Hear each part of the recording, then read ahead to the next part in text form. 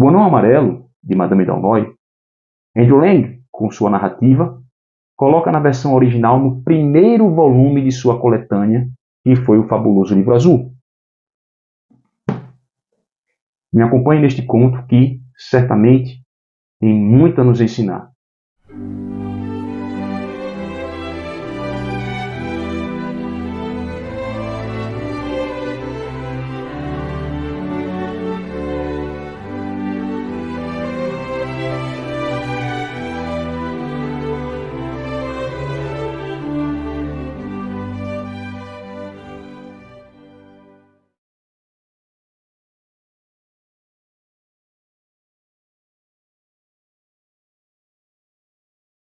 Era uma vez uma rainha que tivera muitos filhos. Mas, de todos esses filhos, acabou só lhe restando uma. Uma única filha que, justamente por isso, valia como 1000 filhos. A rainha, por conta disso, acabou mimando-a demais. E assim a princesa cresceu, tão mimada que terminou por se envaidecer, por se tornar orgulhosa. Orgulhosa não só por ser a única filha e crescer sendo-lhe satisfeita todas as vontades, mas também pela sua beleza verdadeiramente singular. De fato, a princesa era muito bela, tão bela que seu nome se tornou Belíssima. Todos os príncipes e todos os reis da terra simplesmente ansiavam por casar com ela. Apaixonavam-se tão logo a viam. Mas Belíssima, em seu orgulho, achava que nenhum deles era digno de si. Simplesmente não se agradava de nenhum e achava que estava muito bem sozinha por conta disso. A rainha, então, percebendo aquela situação, começou a ficar desesperada. Afinal, sua filha devia casar-se com alguém. Sem saber o que fazer, a rainha então resolveu recorrer a uma aparente solução. Procurar a maga do deserto, uma bruxa que, segundo ela pensava, poderia auxiliar. Fez então um bolo especial, um bolo de farinha de milheiro, rapadura e ovos de crocodilo. E esse bolo seria para passar pelos leões da maga do deserto, que impediam a chegada de estrangeiros até a sua presença. Pondo-se a caminho, a rainha então, diante de uma longa viagem que não estava acostumada a fazer, terminou cansando-se e dormindo debaixo de uma laranjeira. Acordou então desesperada porque percebeu que não estava com ela o bolo que ela tinha preparado para passar pelos leões e, quando olhou adiante, percebeu que os leões se aproximavam. Sem saber o que fazer, olhou para a laranjeira, olhou para o alto da laranjeira e viu uma figura singular. Um anão vestido em trajes amarelos e com a cara também ela amarelada. Por conta disso, o anão era chamado simplesmente de Anão Amarelo. O anão então olhou para a rainha, conversou brevemente com ela, percebeu que ela tinha uma filha e disse que poderia livrá-la daquela situação se ela lhe prometesse a sua filha em casamento. A rainha olhou para o anão e disse-lhe que não faria isso jamais, prometendo a sua filha casar-se com aquela criatura miserável. O anão se ofendeu. Se ofendeu e disse, portanto, morre aí, tu com esse teu orgulho. Vendo os leões se aproximarem cada vez mais, a rainha desesperada então fez a promessa ao anão. O anão então fez abrir-se na laranjeira uma porta pela qual a rainha entrou. Ao entrar por essa porta, livrando-se então das feras, percebeu o estado miserável no qual vivia aquele anão. Paciência, a promessa já havia sido feita. O anão então, como que por mágica, fez a rainha despertar em seu leito. Com o passar dos dias, a princesa foi percebendo que a sua mãe estava triste, amargurada. Tentou arrancar alguma resposta do porquê ela se comportava daquela forma, mas a rainha tergiversava, contava uma versão, contava outra, mas sem jamais dizer a verdade. Então Belíssima, também ela, resolveu também procurar a maga do deserto para tentar descobrir o que se passava com sua mãe. Fez também ela o bolo de farinha de milheiro, rapadura e ovos de crocodilo para passar pelos leões. Viajou em busca da maga do deserto e quando chegou perto da laranjeira começou a se distrair coletando flores. E de repente, quando olhou ao redor, viu que o seu bolo também não estava por perto. Começou a ficar preocupada e olhando mais adiante percebeu que os leões se aproximavam. Desesperada, olhou também ela para a laranjeira e viu o anão amarelo. O anão contou-lhe então a promessa que sua mãe havia feito. A princesa então não acreditou. Como assim? A minha mãe me prometeu me casar contigo? Uma criatura tão feia como tu? O anão, ficou realmente ofendido de novo. Disse então que se ela prometesse casar-se com ele então a livraria daquela situação. A princesa disse que jamais casaria com uma figura tão horrenda. Humilhado, o anão olhou para a princesa e disse irritado: Pois então morre tu com teu orgulho. Vendo que as feras se aproximavam, a princesa então, desesperada, disse que preferia casar-se com 1000 anões do que morrer nos dentes daquelas feras. E fez a promessa. O anão então a salvou. E novamente, como que por mágica, a princesa acordou em seu castelo. Desesperada, a princesa começou a conceber que só havia uma solução para si: casar com algum daqueles pretendentes. Casando-se com algum deles, ela poderia se livrar do anão. E então a princesa resolveu se casar com o rei das Minas de Ouro. O rei ficou verdadeiramente feliz porque há muito era apaixonado pela princesa. Só que a princesa, quando foi conhecendo, foi também ela se apaixonando por ele. O rei era uma figura bonita e um jovem virtuoso demais. Apaixonados um pelo outro, resolveram então marcar uma data de casamento. Foi uma festa em todo o reino, claro. Reis e príncipes haviam ficado realmente desgostosos com aquela situação, mas paciência, a princesa não podia casar com 20 ou 30 homens. Então, foi uma festa no reino, uma festa diante da qual a princesa estava feliz e o rei das Minas de Ouro também estava feliz porque estavam apaixonados.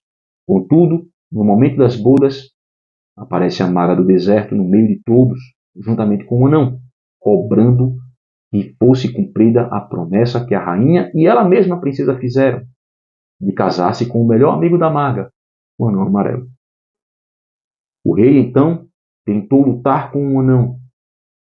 Tiveram um embate, tiveram um conflito, mas o anão conseguiu fugir levando a princesa. A maga do deserto também sequestrou o rei, porque acabou se apaixonando por ele, de imediato, tão logo pôs os olhos nele. O rei então percebeu que aquela era a sua chance. A chance de, se ludibriasse a maga do deserto, conseguir recuperar a sua pretendente, a sua amada, a sua noiva. Fez a maga do deserto acreditar que ele a amava e fez a maga do deserto levá-lo ao seu castelo. O rei então foi passear na praia e a maga ficou esperando por ele. Contudo, quando estava na praia, encontrou uma sereia que se dispôs a ajudá-lo. Percebeu a angústia pela qual ele passava e a angústia pela qual passava a princesa Belíssima. Levou então o rei a nado ao castelo do anão amarelo, que o anão, vejam só, não tinha só aquela laranjeira. Ele também era dono do castelo de aço. E a sereia então deu uma espada de diamante ao rei e disse-lhe: Com esta espada conseguirás atravessar todos os perigos. Conseguirás vencê-los. Mas, mesmo que tu tenhas o poder de com esta espada vencê-los, toma cuidado. Jamais permita que esta espada caia ao chão, pois, se isso acontecer, será o teu fim. O rei das Minas de Ouro, então, enfrentou esfinges, enfrentou dragões, conseguiu derrotá-los. E então encontrou Belíssima.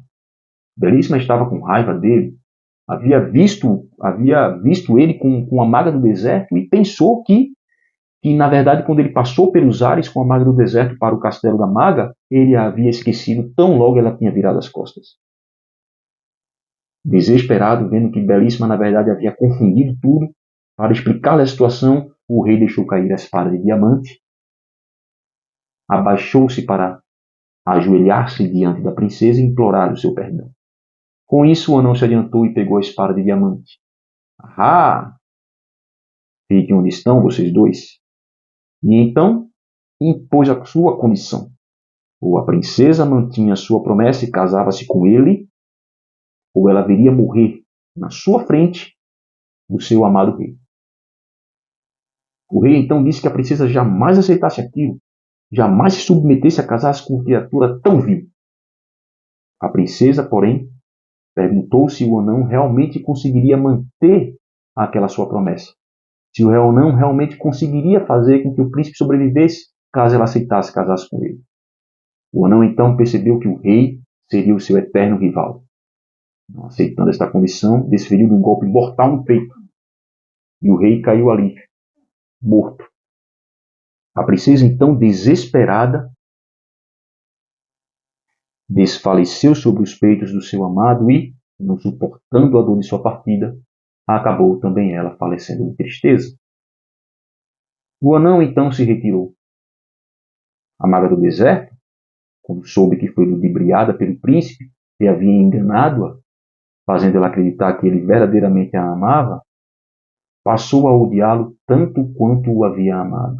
E a sereia, que a tudo assistira, transformou os dois jovens desafortunados em duas palmeiras entrelaçadas. Duas palmeiras que, separadas na vida, acabaram se entrelaçando apenas após a morte. O primeiro recado que este conto de Madame d'Aulnoy passa é para os orgulhosos de sua beleza. Se Belíssima não tivesse sido tão orgulhosa de sua própria beleza, talvez ela tivesse descoberto os encantos do Rei das Minas de Ouro muito antes de se achar numa situação tão delicada, que foi a situação na qual ela se encontrou depois de fazer a promessa ao anão amarelo. Contudo, o principal recado que este conto passa é sobre o valor da promessa. Vejam bem, a promessa é uma das coisas que distingue o homem dos animais. Nenhum animal é capaz de prometer algo. Só o homem é capaz de prometer algo. E além do homem, nós encontramos que Deus também é capaz de prometer. E Deus, de fato, faz promessas nas Sagradas Escrituras. Agora, o homem, quando ele faz uma promessa e quebra esta promessa, ele se aproxima mais dos animais e se distancia de Deus. Por quê? Porque Deus é fiel às promessas que faz. Os animais não conhecem valor de promessa alguma, não conhecem compromisso ao qual eles devam necessariamente prestar o seu assentimento. Entende? Os animais são guiados pelo instinto. Esse conto ele mostra como a promessa é algo de sagrado, é algo que ata o sujeito que promete ao compromisso com o qual ele se comprometeu, o compromisso que ele assumiu. Entende? E, na verdade, essa é uma característica dos contos de fada de um modo geral. Os contos, eles tratam a promessa com uma seriedade muito grande. Você quebrar uma promessa num conto, né? Você está realmente, você acaba, na verdade, certo? Sofrendo as consequências daquele compromisso que você assumiu e com o qual você não cumpriu. Por exemplo, no Senhor dos Anéis, só por exemplo, no Senhor dos Anéis, Boromir faz a promessa a Frodo, certo? De ser-lhe fiel. Boromir quebra a sua promessa no final da Sociedade do Anel e termina sendo o único membro da comitiva do Anel, da Sociedade do Anel, que termina por morrer. A sua morte, na verdade, é uma punição pela quebra de sua promessa. Então, percebam que os contos, na verdade, eles estão muito mais próximos da realidade humana, da natureza humana, do que o próprio mundo moderno. Você vê, por exemplo, num casamento, né, na igreja católica, por exemplo, os noivos, quando eles prometem fidelidade um ao outro, quando eles fazem os seus votos no altar, eles estão prometendo um ao outro e tendo por testemunha o outro, a comunidade que está ali reunida e o próprio Deus. E a quebra desta promessa traz consequências funestas para as suas vidas. É a destruição de uma família com todas as suas consequências adversas e, para os responsáveis por aquela situação, o castigo da pena eterna do fogo do inferno. Então, os contos, na verdade, eles retratam essa realidade do castigo, da pena.